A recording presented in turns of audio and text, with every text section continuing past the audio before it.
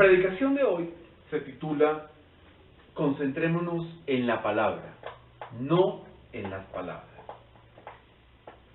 Y entonces las invito a leer Santiago, capítulo 3, versículo 5. Y dice: así también la lengua es un miembro pequeño, pero se jacta de grandes cosas. He aquí cuán grande bosque enciende un pequeño fuego. Lo cierto es que movemos la lengua con mucha facilidad. De hecho es, creo, uno de los órganos que más utilizamos, la lengua. Y la lengua nos sirve para expresarnos, para contar nuestros deseos, para contar nuestros sentimientos, nuestras sensaciones.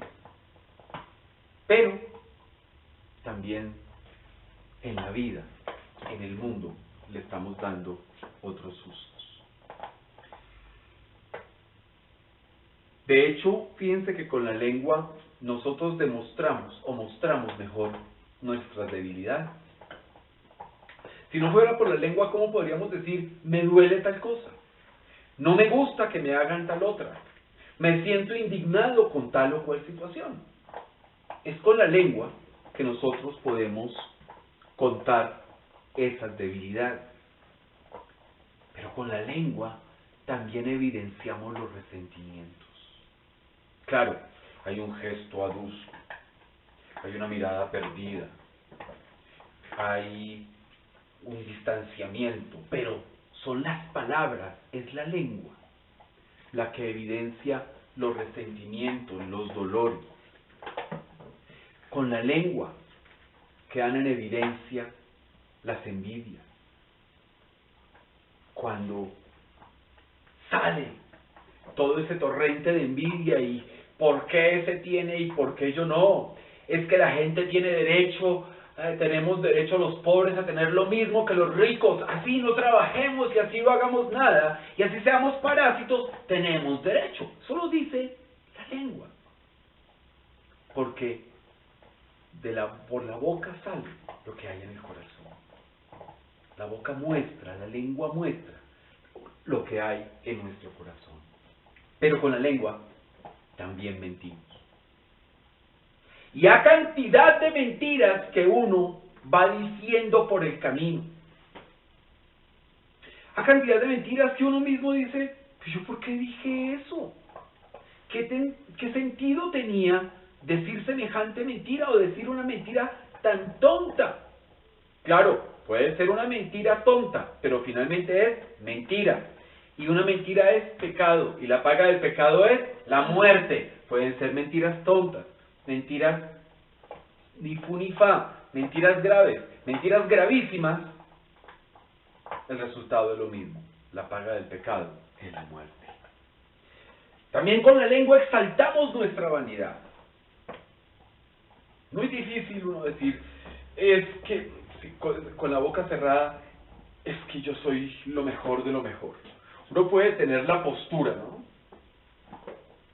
Puede caminar de una forma muy exuberante. Pero finalmente es la boca la que comienza a decir, yo soy, porque es que yo soy, y yo fui, y yo he sido, y yo seré, y yo tengo, y yo puedo invertir, y yo puedo hacer. Y es la boca, por la boca es por donde más se expresa la vanidad. ¿No es cierto? Pero lo más grave es que la lengua enciende grandes incendios. De hecho, la lengua genera guerras. Por la lengua, por las palabras, se generan guerras. Se generan enemistades que llegan a ser casi eternas. Por la lengua se generan distanciamientos.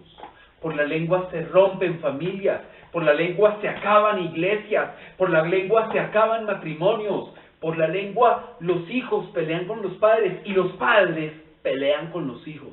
es sobre todo por la lengua. Y entonces fíjense que esos incendios, esa llamita tan pequeñita, porque si comparamos la lengua con nuestras demás partes del cuerpo, tenemos que admitir que no es la más grande, ¿no? Así uno metafóricamente diga que tiene una lengua gigantesca, ¿no? Pero la lengua es un órgano pequeño, es un pedacito de carne pequeño en comparación con lo demás. Pero ojo, ese organito pequeño, esa llamita pequeña, fíjense los incendios que produce, los distanciamientos que generan, las guerras, los conflictos, los miedos que genera la lengua. Fíjense que hay un delito que se llama pánico económico. ¿Y cómo se genera el pánico económico? A través de las palabras. Hace muchos años, bueno, no muchos, hace como unos 15 años más o menos, o 20, a un banco, a alguien se le ocurrió decir que ese banco estaba en quiebra. Y eso se esparció como pólvora, el rum rum, el chisme de que ese banco estaba en quiebra. Total, a las 10 de la mañana, las filas en todo el país, en las sedes de esos bancos, de ese banco, eran impresionantes. Eran unas filas larguísimas. ¿Y cuál era el motivo? Pues la gente quería salvar su plata para que no estuviera en ese banco que estaba en quiebra. Hoy es uno de los bancos más importantes, no solo de Colombia, sino de toda Latinoamérica. Pero en su momento, un rumor, una lengua, unas palabras, por molestar, por hacer una broma, por poner en pánico a alguien que tenía algún dinero ahí ahorrado, miren en lo que resultó: pánico económico. A las 11 de la mañana el banco tuvieron que cerrarlo, y en esa época tuvo que salir el presidente, y tuvieron que salir los ministros, y tuvo que salir todo el mundo a decir: ese banco está bien. Pero miren unas palabras que lo más probable es que no tenían la intención de dañar ese banco, ni mucho menos generar semejante terror en los clientes de ese banco. El resultado fue casi catastrófico. Efectivamente, esas palabras casi quiebran a ese banco, porque si toda la gente retira la plata de ese banco, pues el banco queda absolutamente ilíquido y queda muy mal. Entonces fíjense que la lengua es una cosa que hay que proteger, hay que mantener vigilada. Uy, te tengo en la mira. La lengua hay que tenerla constantemente vigilada. Miren, si quieren no vigilen los pies, no vigilen las manos. Los más cochinos no se corten las uñas si no quieren, pero por Dios, cuiden la lengua. Por favor, cuiden la lengua. O mejor, cuidemos la lengua. Cuidemos lo que vamos a decir. Cuidémonos de que esa llamita no salte a un sitio lleno de paja que termine armándose un incendio que no podemos apagar. La palabra pronunciada no hay cómo regresarla. La palabra se fue y se fue. Entonces, cuidemos la palabra. Nosotros realmente, los cristianos, aspiramos a mucho con nuestra lengua. Fíjense, por ejemplo, en Santiago, capítulo 3, versículo 2, dice lo siguiente: porque todos ofendemos muchas veces. Si alguno no ofende en palabra, este es varón perfecto, capaz también de refrenar todo el cuerpo. ¿Y entonces por qué digo que aspiramos a mucho? Porque todos aspiramos a ser varones perfectos, gente perfecta, aspiramos a la santidad. ¿Y qué nos dice Santiago? Ok, para la santidad el primer requisito es no ofender de palabra. Hombre, Todos ofendemos muchas veces de palabra. Esa es una realidad. Pero aspiramos a no hacerlo. ¿No es verdad? Y aspiramos a ser cada día más cuidadosos con lo que decimos. Y aspiramos a no causar daño con lo que decimos. Porque es que con la lengua realmente ofendemos. Y no solo ofendemos, generamos pleitos y divisiones. Esa es una realidad. Sin embargo, nosotros, los cristianos, no nos conformamos con la primera parte de Santiago capítulo 3, versículo 2. O sea, no nos conformamos con que ofendemos muchas veces. Ok, listo, Señor. Tú ya sabes que ofendo muchas veces, entonces sigo adelante. No, nosotros no nos conformamos con eso.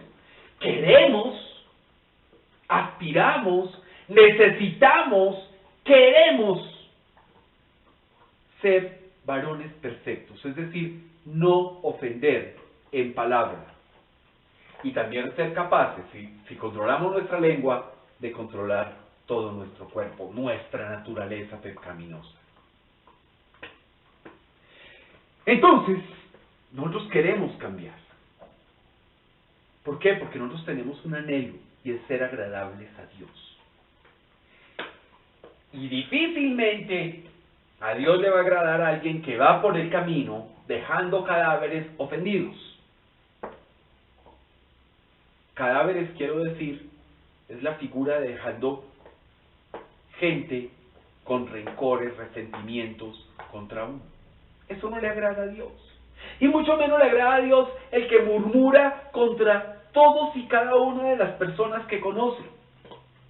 Eso no le agrada a Dios. Hay que ser así de realista.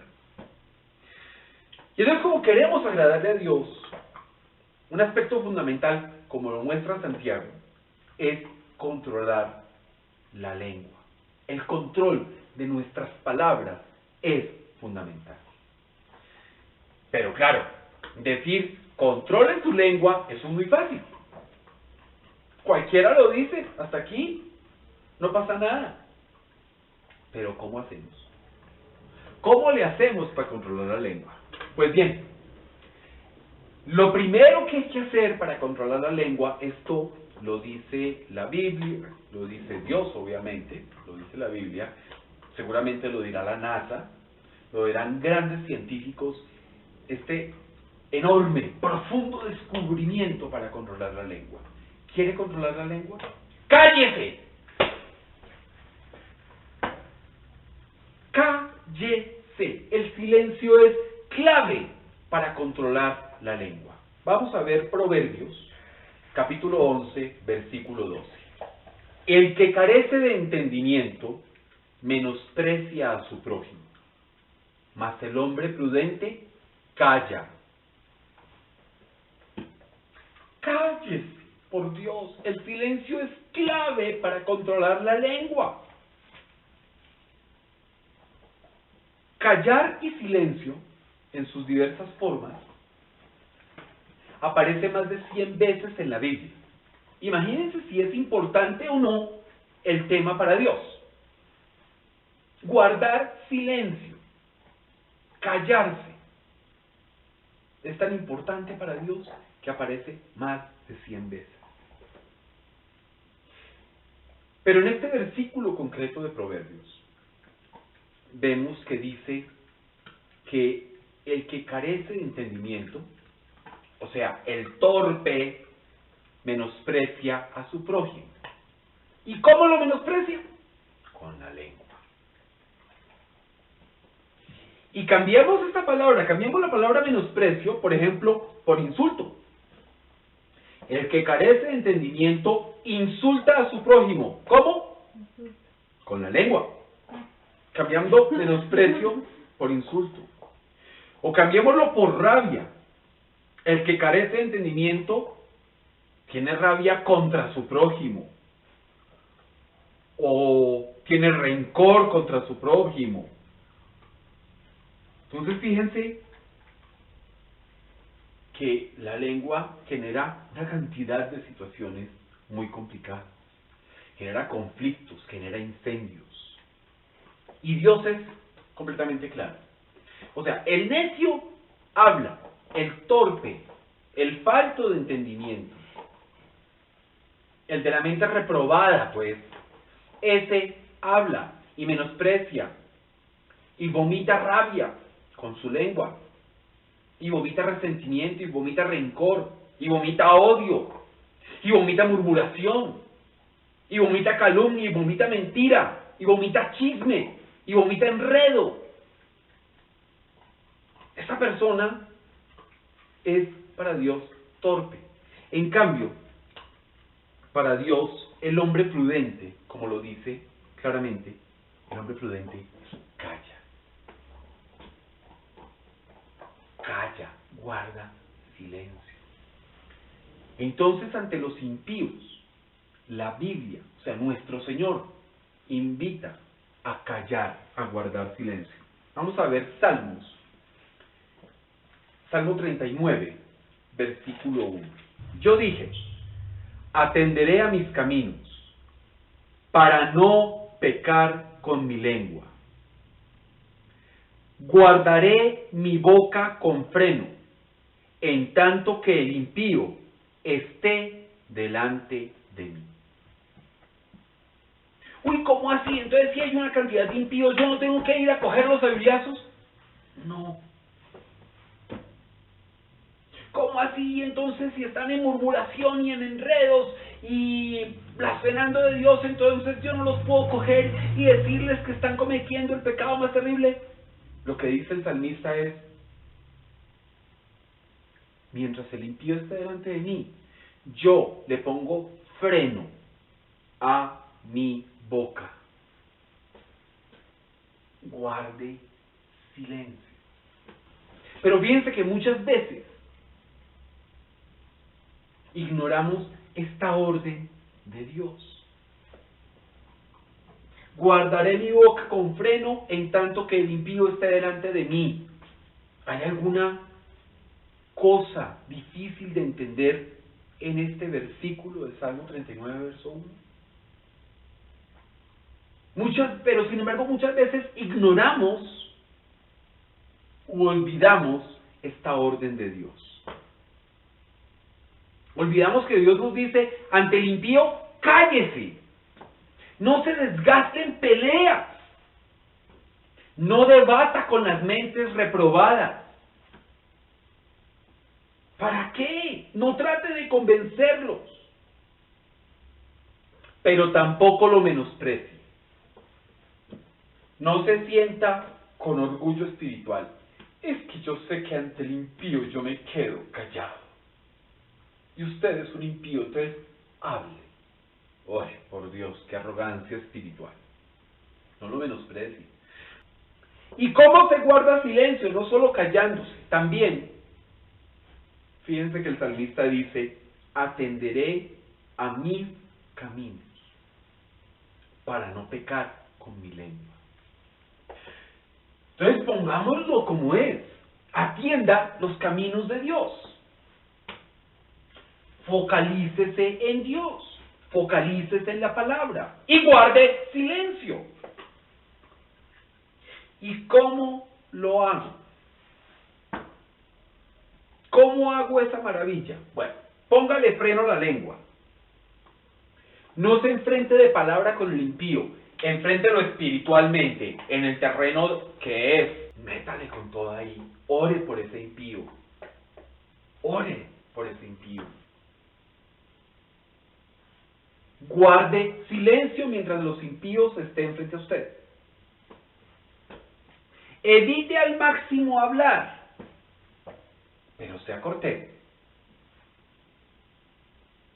Tenga la cortesía de responder lo que le pregunten con amabilidad, pero cortico, sustancioso, sin opinar a favor o en contra de alguien. Ahí guarde silencio o diga con toda la cortesía, como tenemos que ser los cristianos, sobre ese tema, mejor no opino. Concéntrese en la palabra, no en las palabras.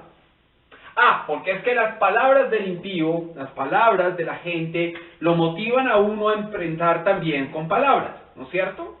O sea, si estamos en el mundo, tenemos que caer al terreno del mundo para coger y medirnos en el mismo nivel. ¿Y qué nos dice la palabra? Guarde silencio, póngale freno a la lengua mientras el impío esté frente a usted.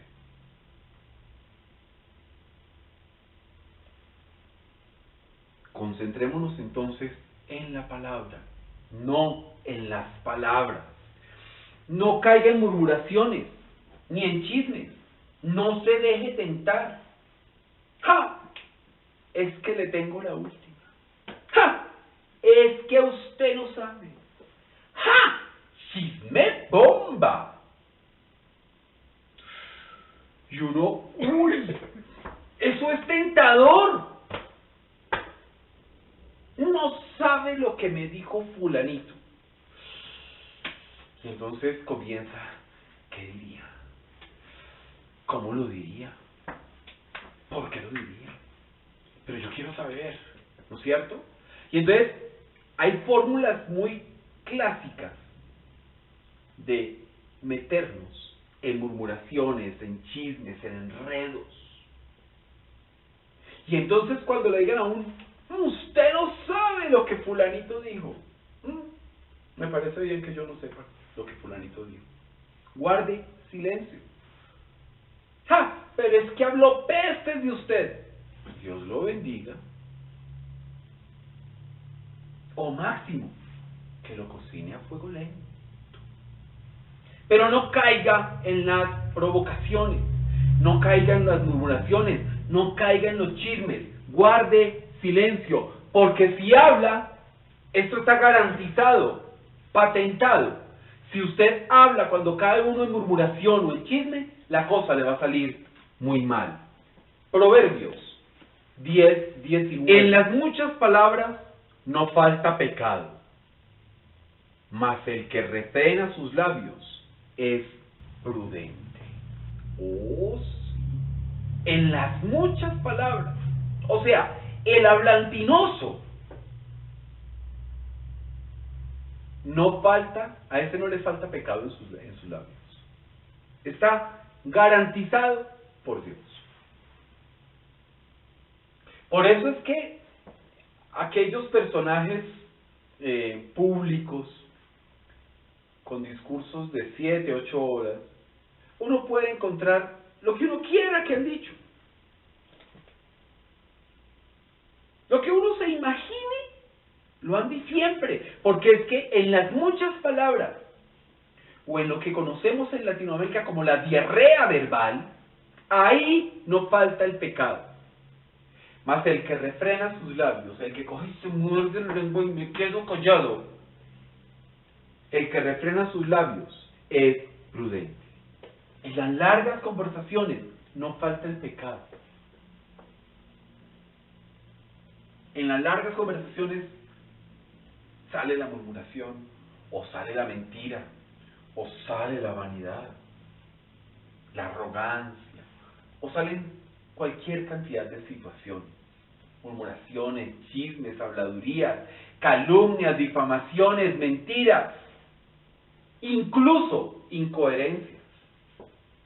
Ahí salen, en las muchas palabras. Entonces es claro que ahí no falta el pecado. En cambio, el que frena la lengua es prudente. Y la prudencia le agrada a Dios. Entonces la primera fórmula es cállese. La segunda parte es fíjese en lo que habla. Si ya es indispensable que hable, si ya es necesario que rompa el silencio, ¿qué hacemos? ¿Qué tenemos que hacer cuando tenemos que hablar o vamos a hablar? Entonces recordemos primero que la mentira le disgusta a Dios. Para Dios la mentira es una aberración, es una abominación. O sea, es pecado y punto. Por eso, cuando vamos a hablar, lo primero que tenemos que hacer es examinemos si vamos a decir la verdad. Proverbios 12, versículos 17 y 18. El que habla verdad declara justicia, mas el testigo mentiroso engaño. Hay hombres cuyas palabras son como golpes de espada, mas la lengua de los sabios es medicina. Al decir la verdad, somos justos. Al decir la verdad, estamos alineados con Dios. Mientras que al mentir, ¿qué hacemos? Declaramos abiertamente que no seguimos a Dios. Es decir, le estamos dando la espalda a Dios cuando mentimos. Lo estamos negando cuando mentimos. Pero hay que tener cuidado con lo siguiente. Primero, que la verdad llegue a buen oído. Es decir, que la verdad llegue a un buen terreno. Un terreno prudente, a un terreno discreto, ¿sí? A un terreno que sepa manejar esa verdad, en el caso de la verdad del mundo. Esa hay que manejarla con total y absoluta prudencia. Porque la verdad del mundo es solo la arista de toda una figura geométrica que no alcanzamos a ver ni a dimensionar. La verdad absoluta, en términos del mundo, no existe. Entonces, por eso hay que manejarla con mucho cuidado. Mientras que nosotros tenemos una verdad absoluta, que es Jesucristo. Y entonces de esa verdad absoluta sí, hablemos, compartamos, digamos, tengámoslo claro, esa verdad, esa palabra no regresa vacía. Y esa palabra funciona. Y esa verdad tenemos que proclamarla con alegría, con efervescencia, con gozo, disfrutando que estamos compartiendo la palabra de Dios, que es la verdad. Pero las verdades del mundo hay que verificarlas, hay que tener cuidado al decirlas, que no sean golpes de espada, porque yo puedo decir verdades, puedo decir efectivamente usted hizo esto, esto y esto, pero ¿qué consecuencias trae el decir esa situación, esas verdades? Mi lengua está siendo como golpe de espada, o nuestra lengua o nuestro silencio es medicinal. Si mi palabra es como golpe de espada, guardo silencio, porque mi silencio va a ser medicinal. En todo caso, que nuestras palabras sean bálsamo, no espada. Que nuestras palabras sean de ternura, de amor, de bendición, de misericordia, y no de espada, sobre todo las verdades del mundo. En cuanto a la verdad de Dios, que tampoco sea espada. Porque es que si nosotros llegamos con la palabra de Dios, cuarto mandamiento, honrarás a padre y madre, y como no has honrado a padre y madre, entonces no tendrás larga vida ni serás prosperado.